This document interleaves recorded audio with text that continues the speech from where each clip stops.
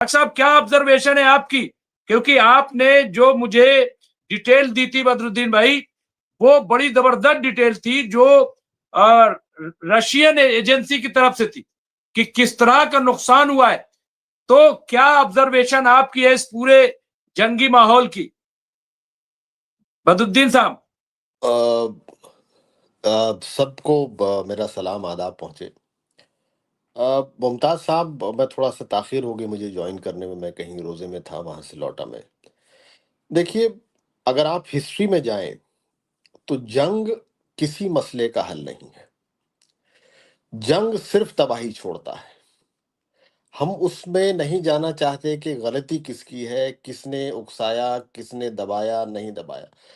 आप ये देखिए, जो 6-7 दिन 8 दिन हो गए इस जंग को, और उसके पहले भी इस तरह की इजराइल और ईरान के बीच में तबादला हथियारों का हो चुका है। तो नुकसान किसका हुआ ये बताइए। हुकूमतें अगर अपने अनाज लोगों की मंशा हासिल की ये सब करने के लिए, ये पहला सवाल है। और जब तभी क्रिएट होती है जब आप अपने दायरे से बाहर निकलते हैं। जब किसी का पैर दबाते हैं तो आदमी एक बार बर्दाश्त कर लेता है, लेकिन जब आप बार बार जानबूझ के किसी का पैर दबाओगे तो वो रिटेलिएट करता है। तो हमें किसी को नहीं दबाना है। आप वर्ल्ड पीस हमें यहाँ एस्टेब्लिश करना है, और इसमें सबकी जिम्मेदारी है। जितने ममालिक हैं पूरी दुनिया में, सबकी जिम्मेदारी है कि इस जंग को फौरन से फौरन जितना जल्दी हो सके बंद करें। बच्चियों के स्कूल पे जिसने छोड़ा, अभी अब ये खबर आ रही है कि अमेरिका ने वो बम नहीं मारा। 180-200 बच्चियां हलाक हो गई वहां। मतलब शर्म नहीं आती है, और जिक्र भी नहीं है उसका। कोई जिम्मेदारी लेने को तैयार नहीं है। तो ये कब तक चलेगा, और हम लोग क्यों कब तक खामोश बैठे रहेंगे? तो तमाम लोगों की ये जिम्मेदारी है। आपके चैनल के थ्रू मैं ये अपील करना चाहिए। यहाँ एक तो पार्टी पॉलिटिक्स में नहीं जाना है, यहाँ मजहब में भी नहीं जाना है। आपको इंसानों की बात करनी है, इंसानों की हिफाजत करनी है। जी। ये देखिए, मैं जाहिर सी बात है जो बातें आपने कही हैं वो बहुत मतलब आम बातें हैं कि आम बातें साहब, ये होना चाहिए, ऐसा होना चाहिए, ये ठीक है। लेकिन जिस तरह से बातचीत ईरान कर रहा था, कहीं ना कहीं आपको थोड़ा सा इसको डिस्क्राइब करना पड़ेगा बदरुद्दीन साहब। जून 2025 में 5 राउंड की बात हुई। अटैक किसने शुरू किया? इजराइल ने शुरू किया। अभी 3 राउंड की बात हो चुकी थी। हमला किसने किया? अमेरिका और इजराइल ने मिलकर हमला किया। फिर अमेरिका के रोल पे आप नहीं बोलेंगे? आपने कहा कि अमेरिका ने मना कर दिया। मना करने से क्या होता है? अच्छा, गाजा में किसने मारा? चलिए, यहां ईरान में तो ठीक है, नहीं, गाजा में किसने मारा? अच्छा, इजराइल ने अगर मारा तो अमेरिका ने क्या कहा, जो प्रेसिडेंट है, कि हमने जितने हथियार दिए इजराइल को उसका सही इस्तेमाल किया है इजराइल ने। मतलब ये जो मारा बच्चों को, 30,000 बच्चों को, औरतों को, बुजुर्गों को, ये सही इस्तेमाल हुआ है कि भूसा बना दिया पूरे गाजा का। तो ये जो अब है, फिर आप इनसे इस बात की अपील कर रहे हो जो एस्टीन फाइल में फंसे हुए जो लोग, जो मासूम बच्चियों को, भी 13 साल की बच्ची के साथ रेप के मामले में मुकदमा हो गया डोनाल्ड ट्रंप पे। तो ये जो इनकी शर्मनाक हरकतें हैं, इसलिए कम से कम आज की तारीख में देखिए, कुरान की आयत है, और बदरुद्दीन भाई आप भी भेजते रहते हैं हमें कुरान की आयत, या अय्युहल्लज़ीना आमनुत्तकुल्लाह व कुनू मास सादिकीन। ऐ ईमान वाले, अल्लाह से डरो, तकवा इख्तियार करो, सच्चों के साथ हो जाओ। अब आप कहते साहब मुल्कों से, हुकूमतों से, ये ठीक है, ये अच्छी बात है कहते हुए, लेकिन जालिम के हाथ तो पकड़ने पड़ेंगे। जालिम के बारे में तो कहना पड़ेगा कि जालिम जालिम हो, शैतान शैतान है। ऐसा तो नहीं हो सकता कि हम कह देंगे नहीं साहब, अरे ठीक है वो जो भी है, लेकिन अभी तो। इसलिए मैं कह रहा हूं कि मैं फिर आप पास आऊंगा। यहाँ पे 2-3 बड़ी खबरें आई हैं। यहाँ पे खबर आई है नूर साहब की, आज ईरान में फिर भूकंप के झटके महसूस किए गए हैं, और झटके उसी तरीके के हैं जैसे अमेरिका के अभी कुछ दिन पहले खबर आई थी। और इससे यह लग रहा है कि ईरान ने न्यूक्लियर बम बना लिए हैं। ईरान भी तैयारी कर लिया है। इसके साथ साथ यूएई से अमेरिका काफिला भागते हुए देखा गया और बहुत बड़ी भीड़ वहां पे एयरपोर्ट पे, और 20,000 की रिपोर्ट तो मैंने परसों दी थी कि 20,000 अमरीकी मिडिल ईस्ट से अब तक जा चुके हैं अमेरिका। रास्ते में कितने हैं, दूसरी जगह कितने चले गए, अभी उसकी डिटेल नहीं आई है, तो एक तरीके से खाली हो रहा है। तीसरी जयदीप सिंह मुंडेला साहब दिया है, व्हाइट हाउस ने खुलेआम कहा है कि अमेरिका का ईरान के साथ युद्ध ईरानी आतंकियों के हाथों से तेल रिजर्व का कंट्रोल अपने हाथ में लेने के लिए है। अब इन्होंने किसी की रिपोर्ट कि साहब जो ईरानी आतंकियों के, अब आप बताइए, ईरानी हुकूमत है वहां पे, आईआरजीसी उनकी बाकायदा रेजिमेंट है, हाँ?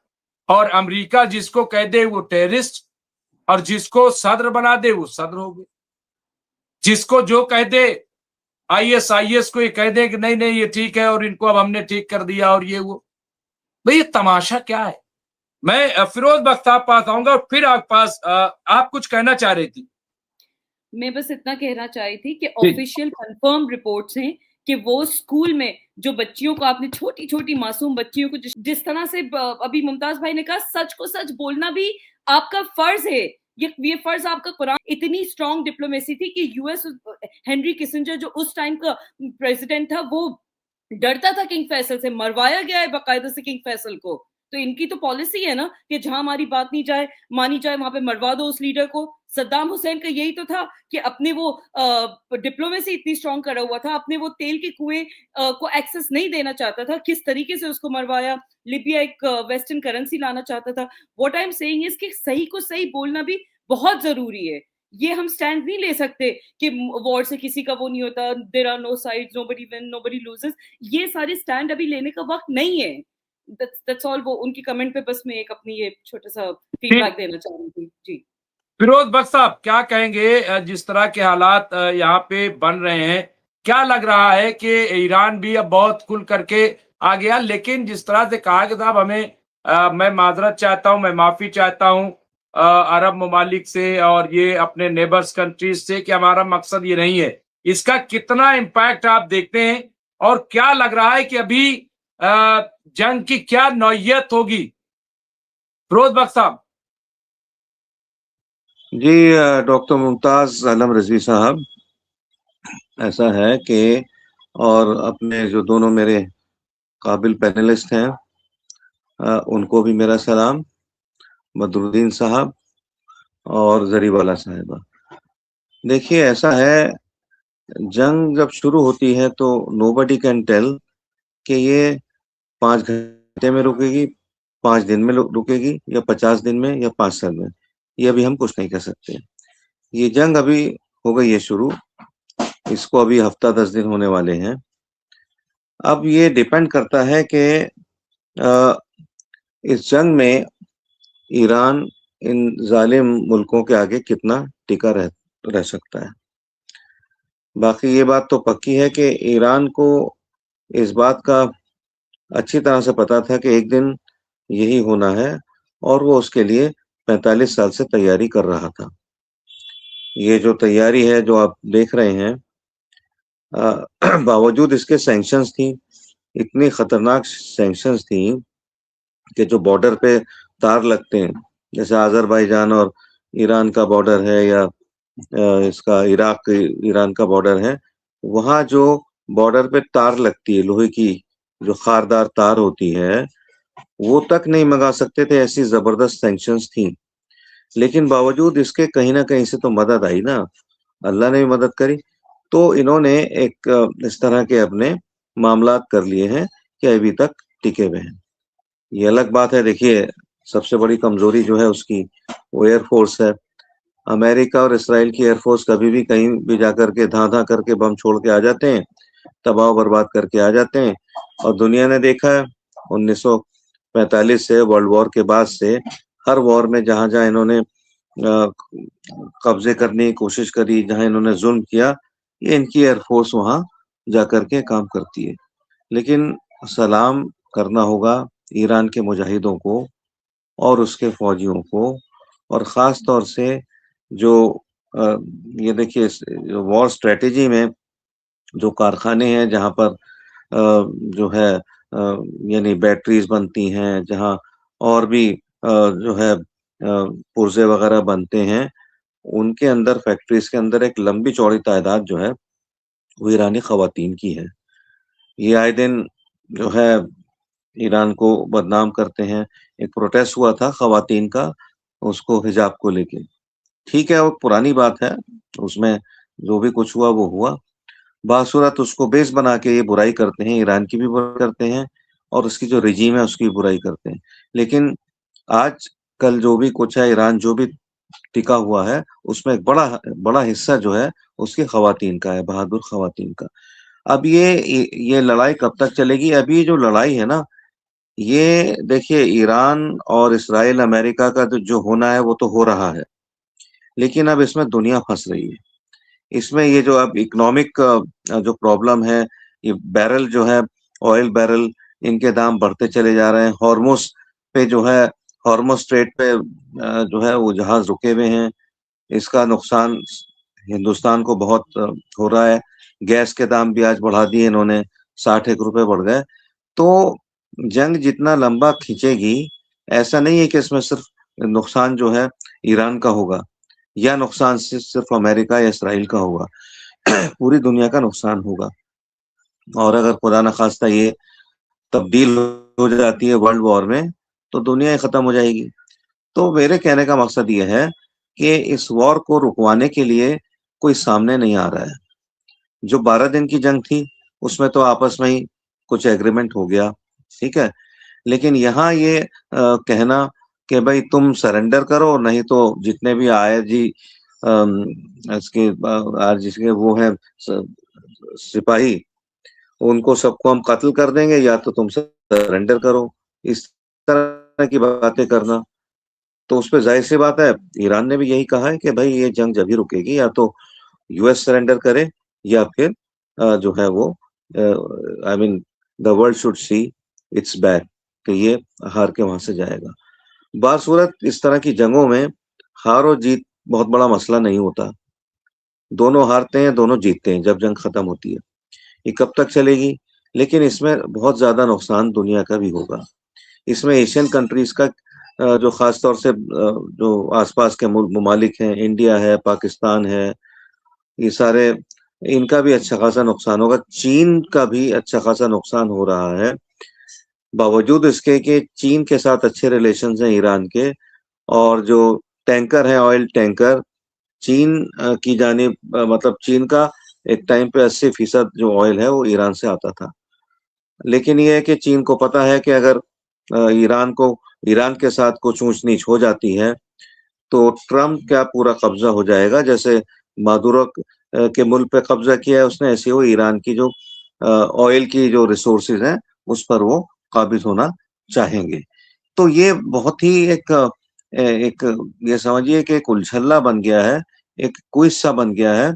और इसमें जो है अब ये जो वॉर है, अब देखते हैं मतलब ये ग्राउंड पे आती है और फिर ये शायद वहां पे भी होगी, मैरीटाइम वाटर्स में भी होगी, क्योंकि सऊदी अरब के पास जो भी खाड़ी थी उसके पास जो है वहां पर भी शायद अटैक हुआ है इसको यूएस के शिप को, तो ये पानी से भी होगी। मगर मेरा मतलब अल्टीमेटली आखिर में यही कहना चाहूंगा आपके सवाल के जवाब बिल्कुल, में। मैं आऊंगा फिर आपके पास आखिरी बात सुनने के लिए, मैं जरूर आऊंगा और दुआ भी आपसे करवाऊंगा। लेकिन इस वक्त जिस तरह की स्ट्रेटेजी बन रही है, यहाँ हसन रजी साहब लिखा है कि सऊदी, यूएई, तुर्की ने कहा है जो हमले रिहायशी इलाकों में हुए हैं वो ईरान ने नहीं किए। हमें पता है कि ये हमले कौन और कहां से करा रहा है। ये चीज जो सामने आ रही है बार बार बदरुद्दीन साहब की, अभी आपने सुना होगा कि सऊदी में मोसाद के 2-3 लोग पकड़े गए जो आरामको पे अटैक किया, या ये जो शिया सुन्नी, देखिए बात सिर्फ इतनी नहीं है कि ये हमला हो रहा है और ये हो रहा है, बल्कि बात ये है कि जिस तरह से पूरे मिडिल ईस्ट को अपने शिकंजे में लेना और उनके सोर्सेस को इस्तेमाल करना।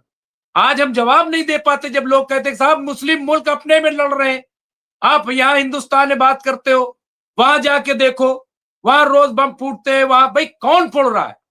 भाई कौन मुल्क चाहेगा कि हमारे यहां रोज बम फूटे? कौन चाहता है बताइए आप? और मैं बार बार एक चीज कहता हूं कि अमेरिका को जंग से प्यार है, क्योंकि इनकी तजारत हथियार। आज सबको पता है कि अगर हथियारों की तजारत इनकी बंद हो जाए तो इनकी इकोनॉमी जीरो। मैं खुद अमेरिका गया, मैं 8 स्टेट का मैंने अमेरिका में दौरा किया, 8 स्टेट। और तमाम जो कुछ अगर सामान बिक रहा है तो वो चीन का सामान बिक रहा है। ये मैं बता रहा हूं 2016 की, 10 साल पहले की बात बता रहा हूं। चीन से भरा पड़ा है पूरा अमेरिका। अगर असलहे भी चीन और ईरान और रूस बेचने लगा, इनको डर है, और अरबों में कहीं ये, जैसा कि आज बहुत बड़ी डील सऊदी अरब और चीन में हो गई, बहुत बड़ी डील आज हुई है। और मिडिल ईस्ट में ज्यादातर सऊदी अरब से लेकर के इन सब ने कहा है कि साहब हमारा बहुत भारी नुकसान हो गया है, और अमेरिका से जो हमने कुछ डील की है उनमें से अब हम कुछ तखफीफ करेंगे, उसमें से जो है कुछ घटाएंगे, हम सब नहीं कर सकते। और चीन से बहुत बड़ी डील कर ली। तो ये जो चेंज है, कहीं आपको लग रहा है बदरुद्दीन साहब कि कोई चेंज भी है, कहीं दिख रहा है आपको इसके बाद सूरत हाल? क्या मिडिल ईस्ट पे जो शिकंजा अमेरिका का वो कम होगा?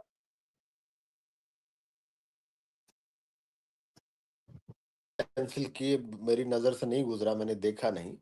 ये बहुत बड़ी चेंज है, क्योंकि अगर आप सिर्फ एक किसी ताकत या मुल्क के ऊपर डिपेंड करेंगे तो वो आपको ब्लैकमेल करेगा।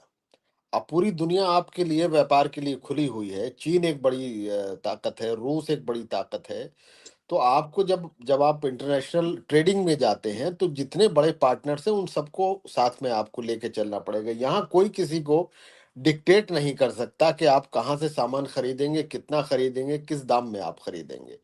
तो जो इंडिपेंडेंट नेशंस हैं वो इंडिपेंडेंट है अपने कमर्शियल इख्तियार को इस्तेमाल करने के लिए। और अगर ये चेंज आया तो ये बड़ी हौसला अफजा बात है, ताकि जो मिडिल ईस्ट के नेशन है जिनको ये समझा जाता है कि वो किसी एक ताकत, एक शक्ति के पीछे हैं, तो उसमें तब्दीली और बदलाव जरूर आना है। एक बात और मैं ये बतलाता चलूँ आपको, ये जितनी जंग होती है इसके पीछे, एक तो आपने कहा हथियार, मैंने मान लिया उस बात को। तो जो नेचुरल रिसोर्सेज हैं उस पे कब्जा करने के लिए जितने बड़े नेशंस होते हैं ये सब तैयारी करते हैं कि उन रिसोर्सेज पे कब्जा किया जाए। वेनेजुएला क्या हुआ? वेनेजुएला भी तो नेचुरल रिसोर्सेज पे कब्जा करने के लिए हुआ ना। और ये अगर अगर अगर खुदा न खास्ते ईरान इसमें